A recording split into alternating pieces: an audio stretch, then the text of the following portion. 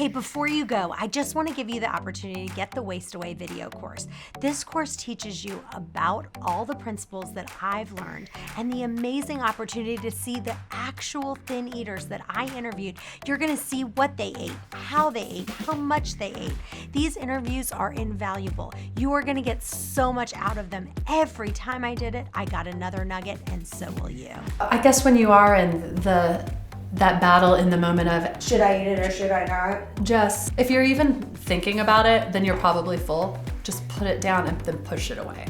I don't count calories. I never count calories. And I also sometimes eat at Burger King.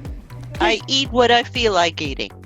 I don't eat sugar-free stuff, fat-free stuff.